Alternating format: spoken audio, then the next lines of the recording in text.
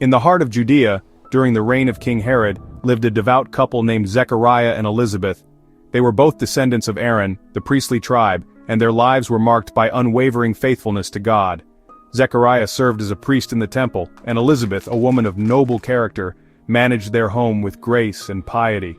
Their days were filled with prayer, obedience to the law, and a deep longing for a child to fill their home with laughter and love. Years turned into decades, and Elizabeth's womb remained barren. The whispers and sideways glances from their community served as a constant reminder of their unfulfilled longing. Yet Zechariah and Elizabeth never wavered in their faith. They clung to the God of Abraham, Isaac, and Jacob, the God who had promised to bless them. Their story is a testament to the enduring power of faith, even in the face of adversity and unanswered prayers.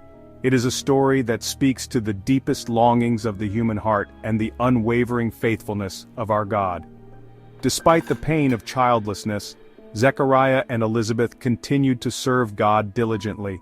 They understood that their worth was not defined by their ability to bear children but by their unwavering devotion to the Almighty. Their story reminds us that God sees our hearts, not our circumstances. He treasures faithfulness above all else. He hears the cries of his children, even when they are whispered in the silence of a broken heart. Zechariah and Elizabeth's story is a beacon of hope for all who face trials and tribulations. It is a testament to the power of faith to sustain us through even the darkest of nights. Their story is a reminder that God is faithful, even when we cannot see the path ahead. He is working all things together for good, even when we cannot understand his ways. One ordinary day, as Zechariah carried out his priestly duties in the temple, something extraordinary happened. The angel Gabriel, a messenger of the Most High, appeared to him, standing on the right side of the altar of incense. The sight of the heavenly being filled Zechariah with fear and trembling, but Gabriel quickly calmed his fears with words of reassurance and hope. "Do not be afraid, Zechariah, for your prayer has been heard," the angel proclaimed. "Your wife Elizabeth will bear you a son, and you are to give him the name John." The angel Gabriel went on to deliver an astounding prophecy about the child that Elizabeth would bear. "He will be great in the sight of the Lord," Gabriel declared.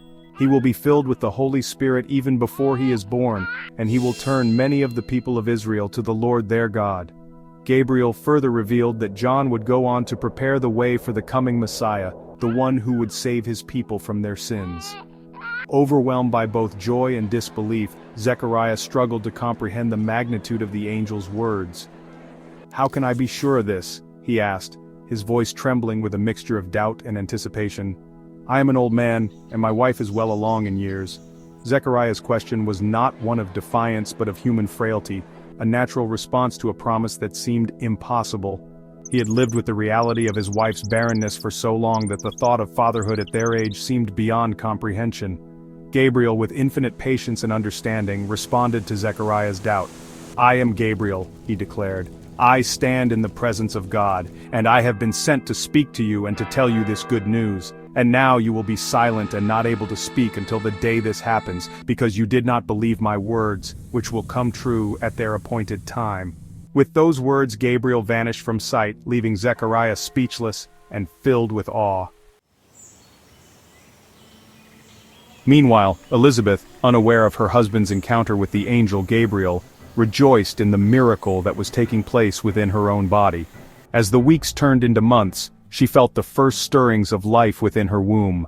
A sense of overwhelming joy and gratitude washed over her, a testament to the faithfulness of a God who had not forgotten her. She understood that this child was a gift, a precious treasure entrusted to her care. In the privacy of her home, Elizabeth poured out her heart to God, thanking him for his mercy and grace. She marveled at the wonder of her own body, a vessel chosen to carry the child who would prepare the way for the Messiah. Her heart overflowed with love for the unborn child, a love that transcended the pain and disappointment of her past. News of Elizabeth's pregnancy spread throughout the region, bringing joy to some and disbelief to others. Her elderly cousins and neighbors rushed to her side, eager to celebrate this unexpected blessing. They marveled at her growing belly, a testament to God's power to do the impossible. Elizabeth's story became a source of hope for other women who longed for children, a reminder that with God, all things are possible. Elizabeth's response to her pregnancy was one of quiet confidence and unwavering faith. She embraced the miracle without question, trusting in God's plan for her life and the life of her unborn child. Her story is a testament to the power of faith to overcome doubt and fear, a reminder that God's timing is always perfect, even when it doesn't align with our own expectations. As Elizabeth's pregnancy progressed and the time for the child's birth drew near, Zechariah remained silent, unable to share in the joy and anticipation that filled their home. The angel Gabriel's words echoed in his ears, a constant reminder of his initial doubt. Yet, even in his silence, Zechariah's heart was filled with wonder and expectation. He watched as Elizabeth's belly grew, a tangible sign of God's faithfulness, and his own faith began to blossom anew. Finally, the long-awaited day arrived, and Elizabeth gave birth to a healthy baby boy. The entire community rejoiced with them, praising God for this miraculous gift. On the 8th day, according to Jewish custom, the child was to be circumcised and given his name. Relatives and friends gathered in the courtyard of their home, eager to witness this sacred ritual.